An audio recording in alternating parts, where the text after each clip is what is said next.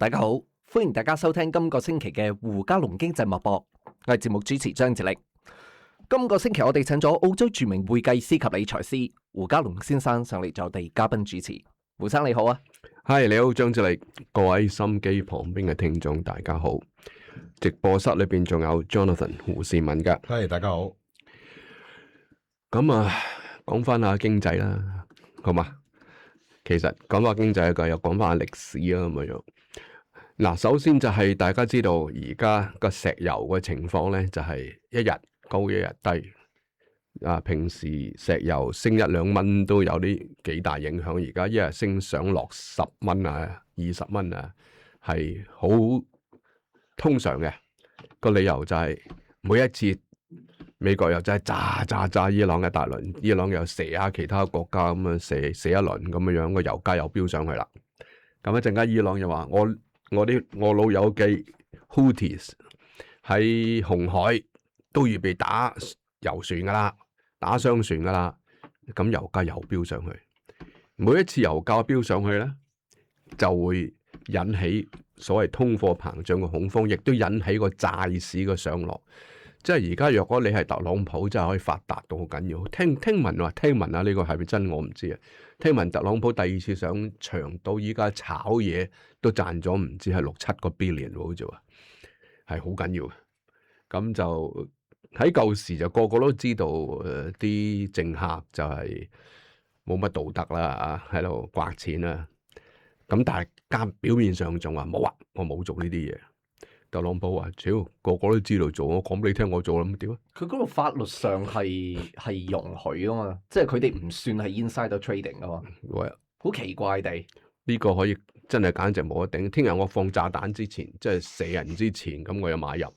聽日我預備停幾日，等我放啲貨放晒啦，咁佢又可以買入買出咁樣樣喺度賺錢，真係幾過癮啊！你話，即係仲好過時光倒流，可以翻轉頭知道聽日發生咩事啊。Anyway， 咁石油咁樣關我哋咩事？第一件事關通脹事啦，關通脹事。我另外一個咧就係我講過幾次噶啦，就係大家準備未來嗰6個月，你會見到啲食品價格會上升。咁啊，其實唔好話未來幾個月，而家你都見到好多食品價格上升啦，咁樣樣。咁就算去餐館食嘢，你都見到啲價格上升啦。不，點解嗰個石油咁緊要咧？咁大家知道石油係大家都需要嘅一樣嘢。咁我想今日同大家講講咧，就係石油美元到底係咩回事，同埋石油美元係點樣係點講啊？石油美元咧係點解對美國咁重要，亦都係點樣衍生出嚟嘅？咁未來嘅情況點樣？大家都知道咧，就係中國同埋有啲某啲，譬如話係絲路之國啊，或者係同美國冇咁親密嘅朋友開始係用人民幣交收啦。咁但係始終係一個少數嚟嘅。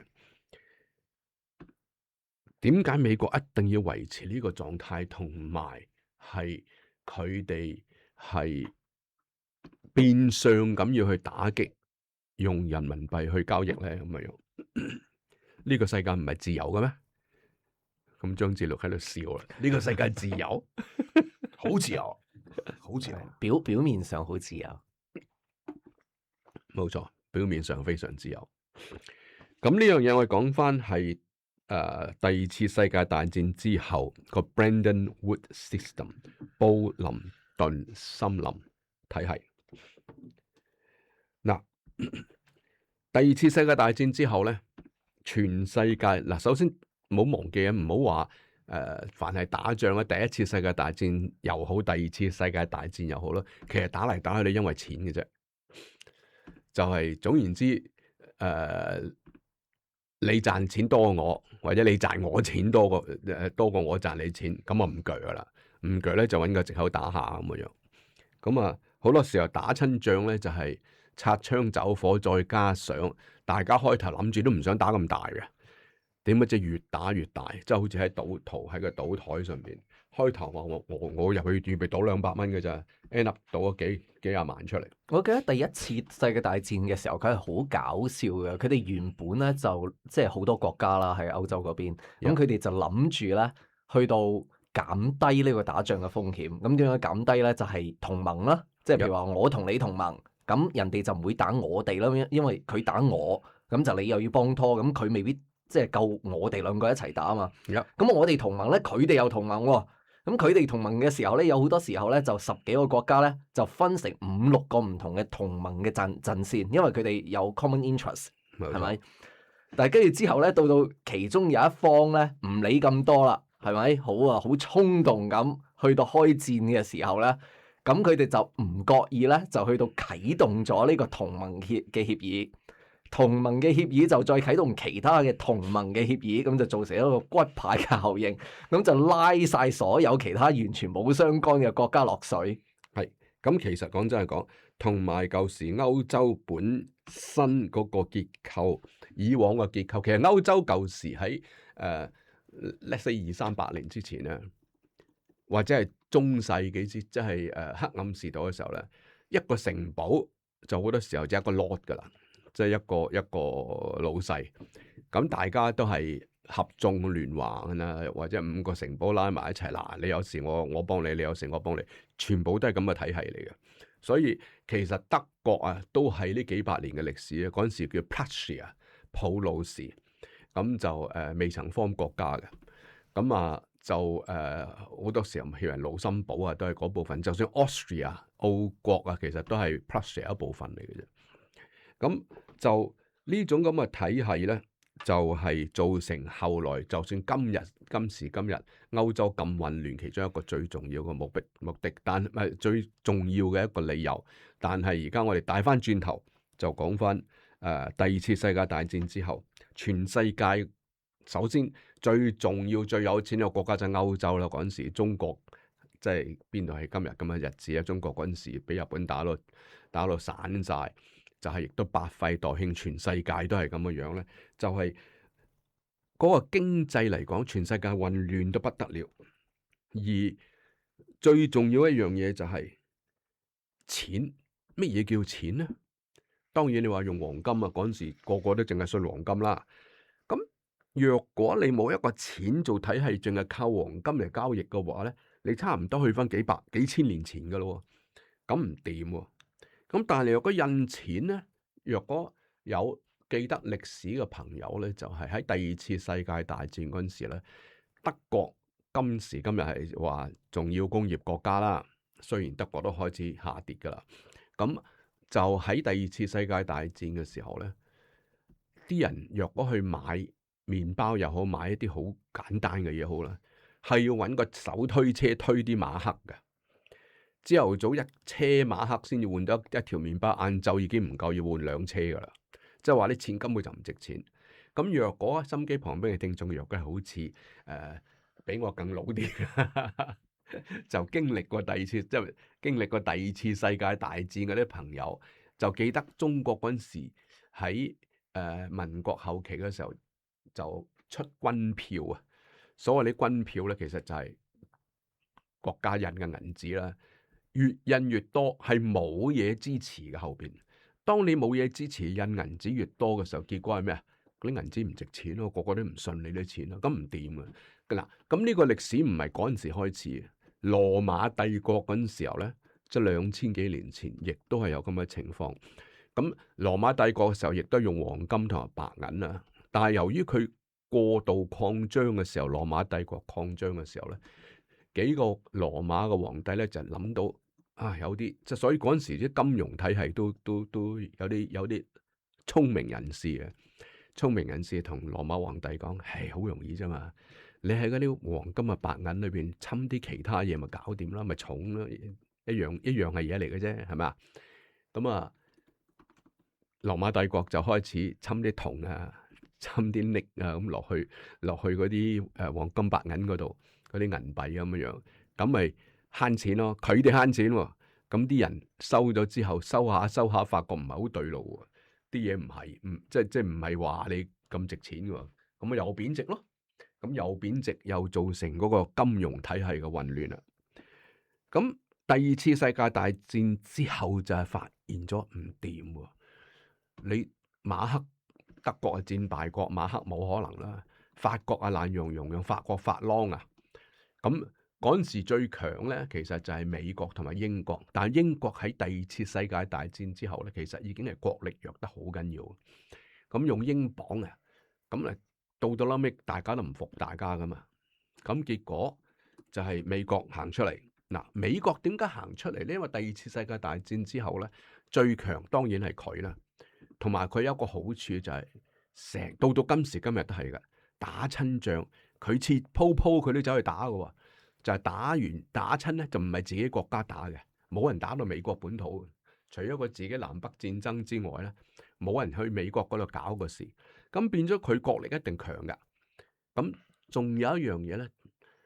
我相信心機旁邊聽眾有識得歷史都知道咧，就係美國喺第二次世界大戰嘅時候咧，係令到佢走出咗佢係30年代嗰個大蕭條嘅。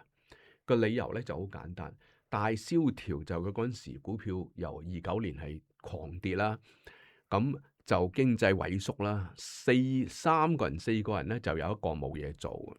嗰陣時嘅大蕭條係好慘，咁突然間打仗啊！一打仗嘅時候，因為你有我哋叫做 excess capacity， 有過剩嘅勞工嘅能力，忽然間有好多飛機大炮，咁呢啲飛機大炮，歐洲打到爛溶溶嘅時候喺嗰度做冇用啊，俾人炸工廠都唔掂噶嘛，咁啊走去美國做，美國忽然間多咗好多訂單喎。咁嗰啲工人本來失業嘅，哇！突然間好多嘢做，所以第二次世界大戰咧，係將美國拖出呢個經濟嘅衰退或者經濟蕭條嗰個困局。所以美國喺第二次世界大戰之後就最強啦。咁既然全世界都混亂不堪嘅時候，美國就呢個大阿哥拍心口出嚟，嘿，開會，成班人過嚟。我同而家特朗普開會冇乜分別嘅，你記唔記得喺法國開會嗰次 G7 開會，佢遲到啊嘛，遲大到啊嘛，個個喺度等佢 and then 佢行入嚟嘅時候，好大支嘢都行入嚟，咁唔知點解邊個踩真佢條尾，可能就話佢遲到乜嘢，佢話 I am the boss。你知唔知邊個？我係老細嚟嘅，right？呢個係其他日本首相啊、英國首相啊，個個都坐晒喺度。法國總統係 host 都唔敢出聲，佢惡晒。咁第二次世界大戰之後咧，都係咁嘅情況。美國開會，咁佢話嗱，而家你哋個個都頭耷耷，印咩銀紙都冇人信，不如咁啦。信我美金啦，不過咁我又唔係呃你嘅，我應承你一樣嘢，因為嗰陣時咧就係第二次世界大戰嘅時候，美國揸住好多黃金，就算係法國啊、英國好多黃金都儲喺美國嗰度嘅。咁美國就話我大把黃金，總而言之，我印美金咧，我就用有黃金做 backup 嘅。咁你哋過嚟 anytime。只要你揸住個美金32蚊，我俾1盎司黃金你，冇花冇價，簽埋呢個合約，咁啊叫做布林頓森林協議 （Bretton Woods System）。咁 Bretton Woods 呢個名好出名嘅，呢個地方名嚟嘅啫，其實。咁呢個合約就係令到全世界全部信晒美金。咁亦都個字美金就係呢個時候嚟嘅。美元可以換黃金，所以叫美金。但係呢個制度有個好核心嘅致命嘅矛盾喺度嘅，因為世界經濟發展呢係需要好多流動資產嘅美金，而美金可以不停印出嚟，但係黃金嘅數量係有限噶嘛，唔係咁快可以攞出嚟，即係喺地下掘出嚟啊，提煉出嚟攞嚟支撐個黃金。支撐咁多嘅美金。咁要支撐全世界經濟發展而印多嘅美金，要印多好多美元啊！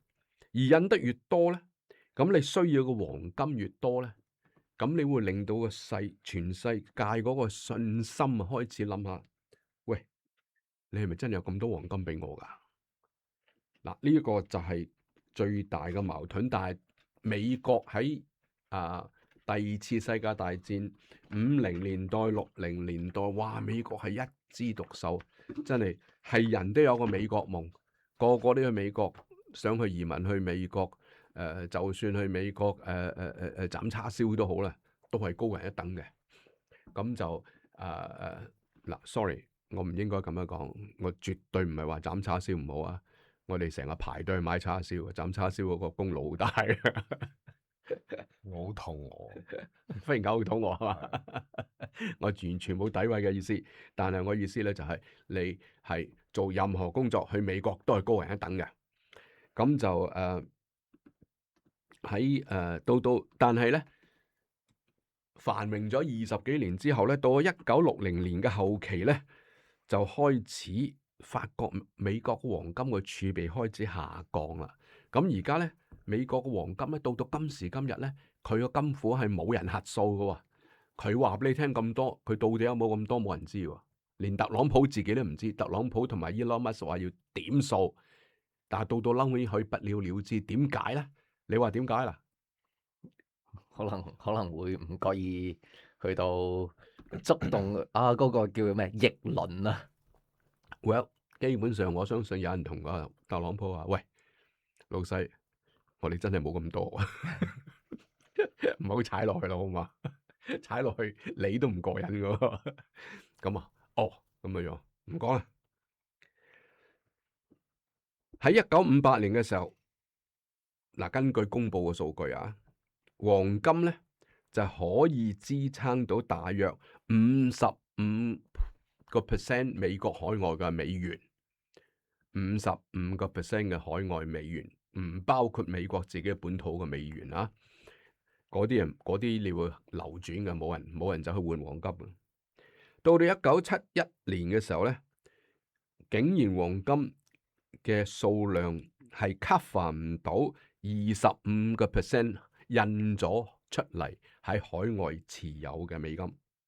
所以若果個個都要去提錢嘅話咧，去換黃金嘅話咧，美國根本冇可能兌現，分分鐘要宣布破產嘅。咁而喺同一個時間咧，美國自己本土經濟出現一個幾大嘅問題。咁啊，好多時候你永遠都係諗下美國呢世人都係成日都無啦啦走去搞鑊嘢出嚟。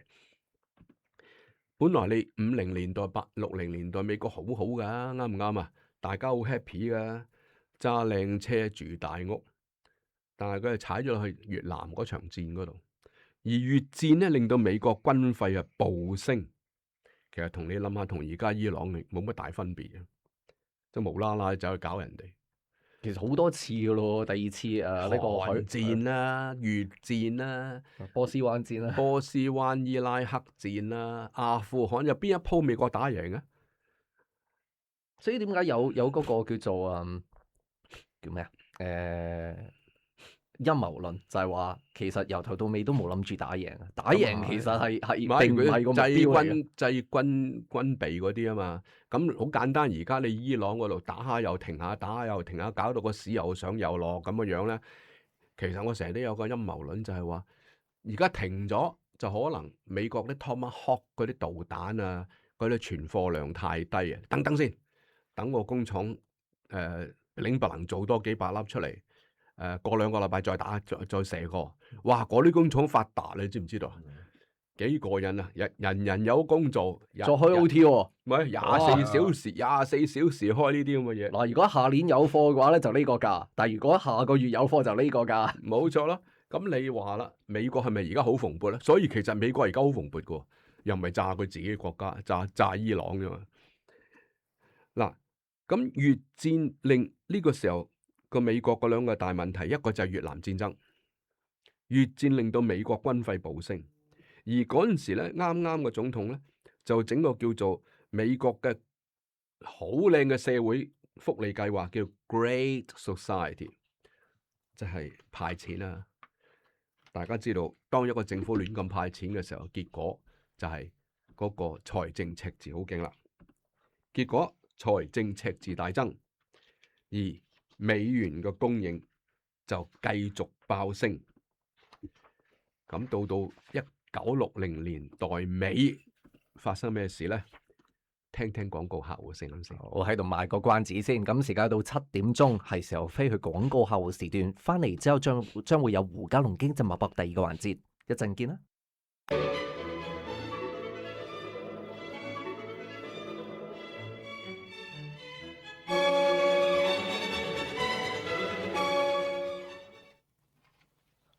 歡迎大家翻到嚟胡嘉龍經濟脈搏第二個環節，我係節目主持張志力。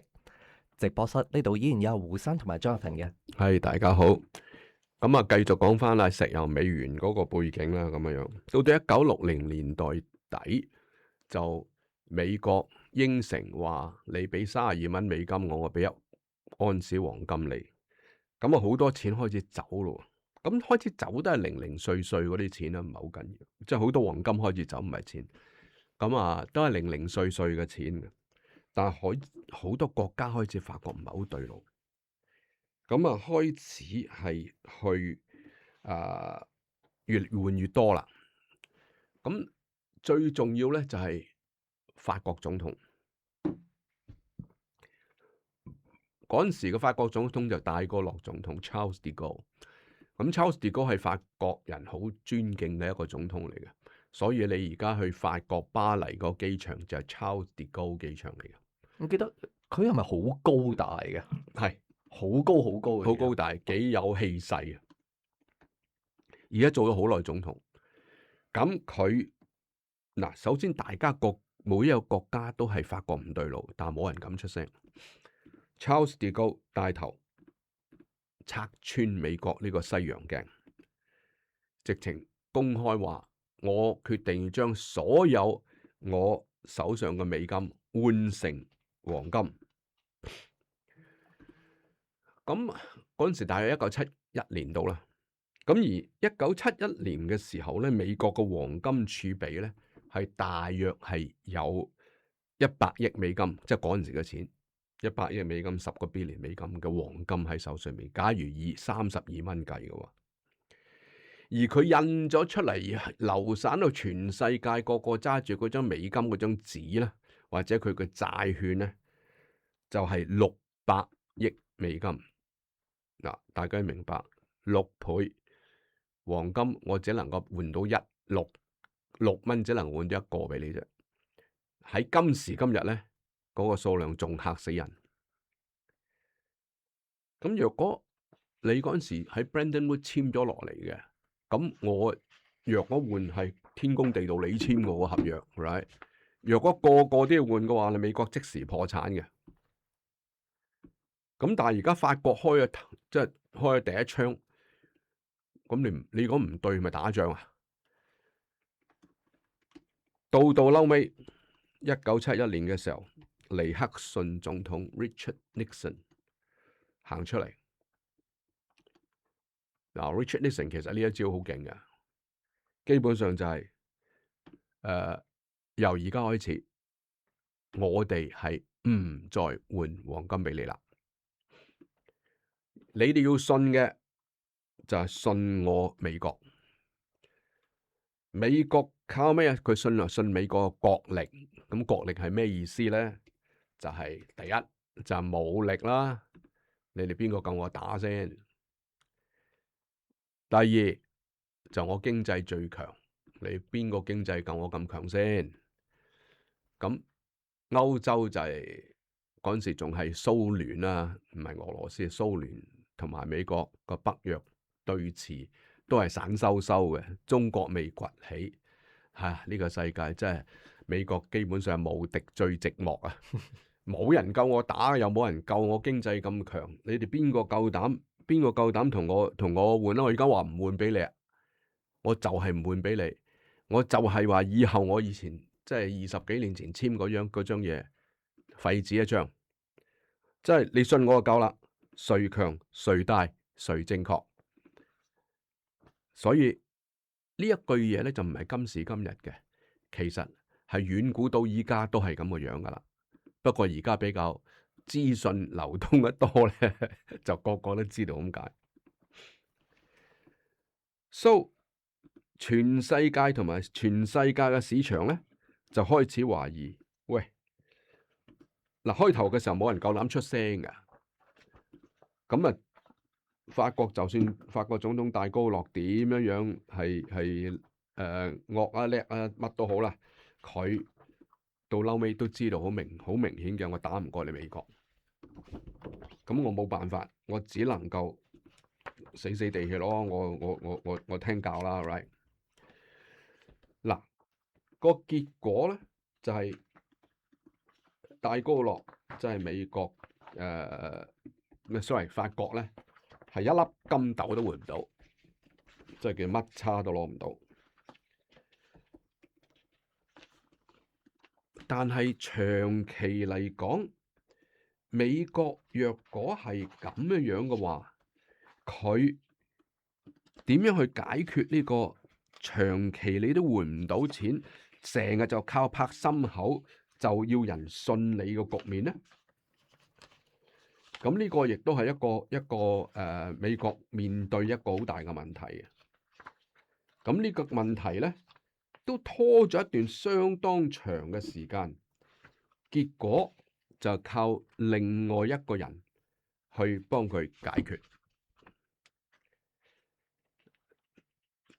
你估邊個咧？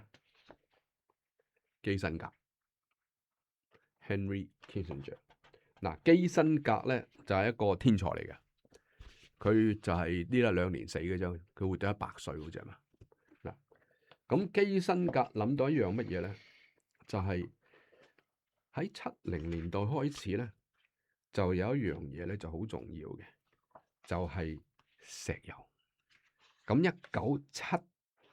1973-74年石油危機咧，一次個石油升咗成4倍，搞到全世界陷入咗一個經濟嘅衰退。咁美國即係由Kissinger 帶頭咧，就決定咗一樣嘢，同嗰陣時 OPEC 即係石油聯盟最大嘅國家，其實今時今日沙地阿拉伯一樣係咁最大啦。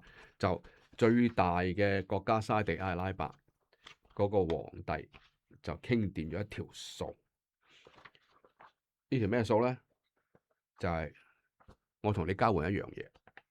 因為中東大家都知道唔係好穩定，中東到今時今日都唔穩定。嗱，咁呢個會遲啲再講咧，就係而家步入咗一個環境，係石油美元都開始崩潰嘅會。咁但係唔好講呢樣嘢先。點解嗰陣時咁重要咁緊要咧？就係石油既然咁緊要，美國嗰陣時唔係，而家美國係出好多石油嘅。嗰陣時美國嗰個頁岩油嗰個工業唔係咁大，同埋石油唔係咁貴嘅時候咧，頁岩油係好貴嘅 ，Shell Oil 好貴。咁佢就係同沙地阿拉伯傾好一個條件，就係以後凡係石油只能夠用美金。咁你若果係喺80年代讀經濟咧，你就會見到好多 petrodollar， 全世界喺中東揸住美國美金嘅錢係冇嘢抵押嘅，但係佢哋賣石油焗住咁揸住好多呢啲美金咧，就係留喺全世界，到今時今日，亦都係未來一個好大嘅隱憂，因為而家講緊美國爭咗出邊嘅債係39個 trillion， 39萬億嘅錢，淨係每一年俾嘅利息已經多過1萬幾億，而1萬幾億嘅美金係差唔多等於成個澳洲經濟咁多俾利息啫喎。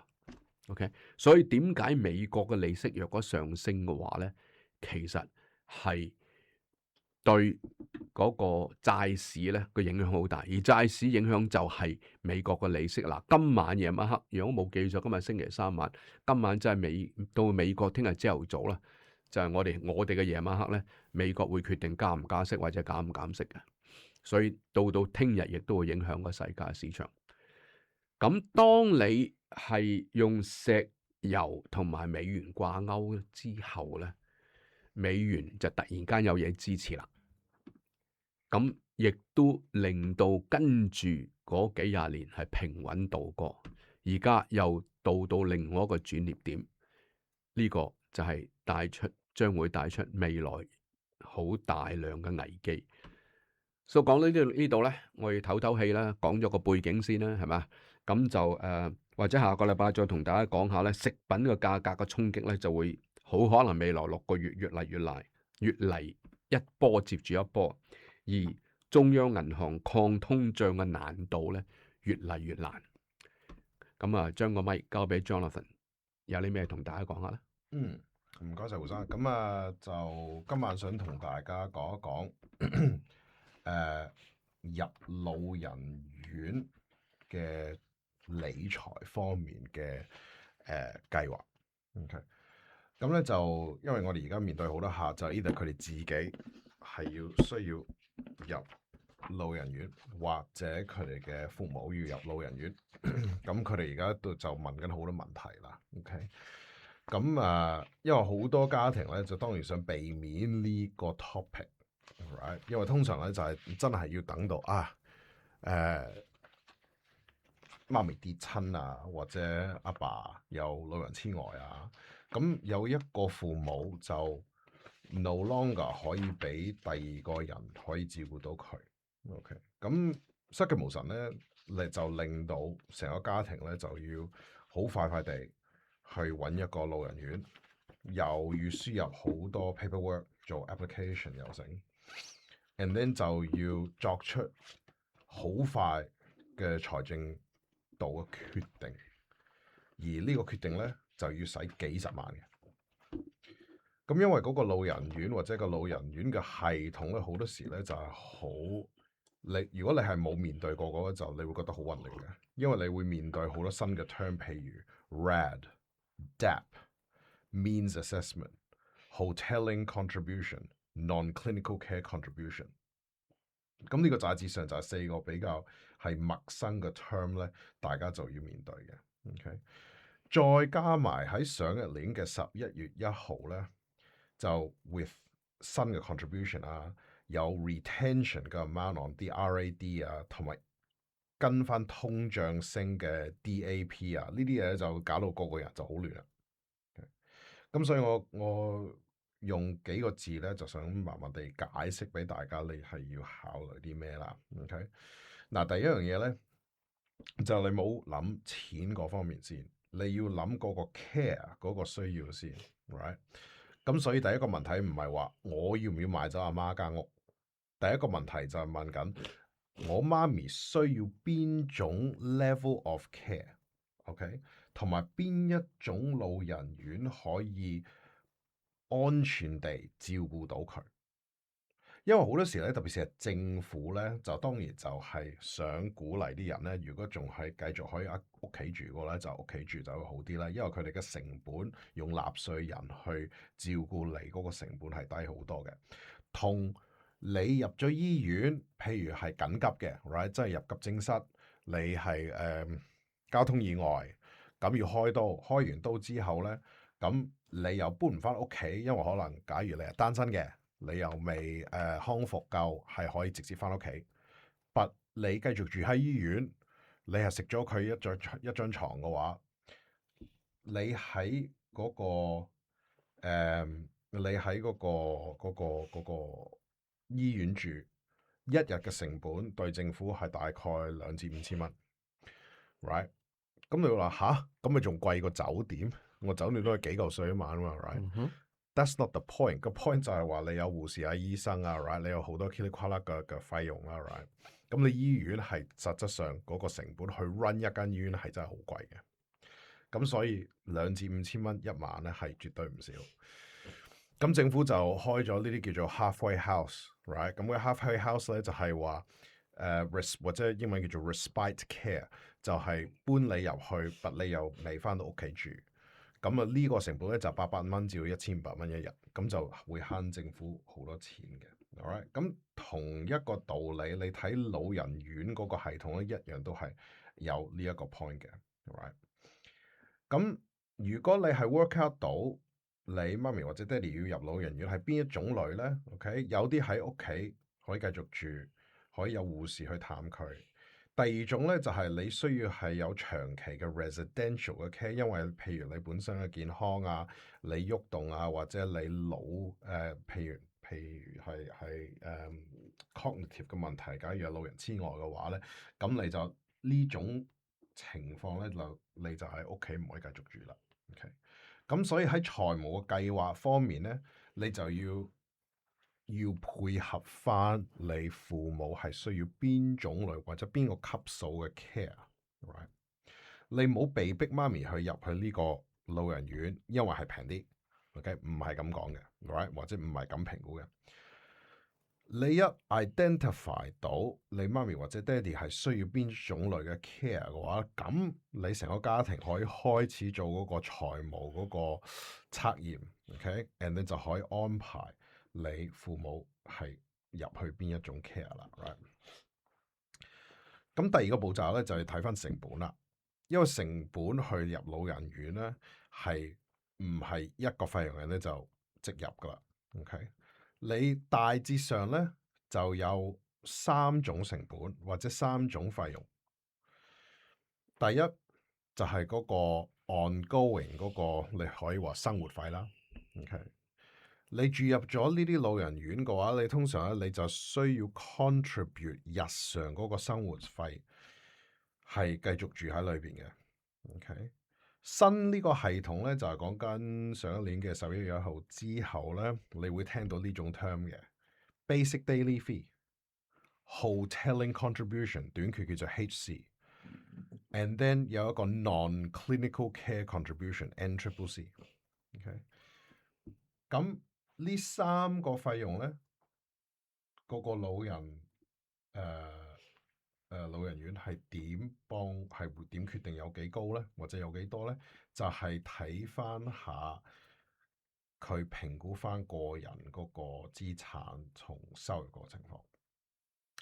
嗰個 NCCC non-clinical care contribution 咧，唔需要係永遠都繼續 pay 嘅，right？Under 新個系統咧，generally 如果你 pay 咗4年嘅話咧，你已經去到嗰個人生嗰個上限額，每個人嘅上限額，right？The lifetime dollar cap。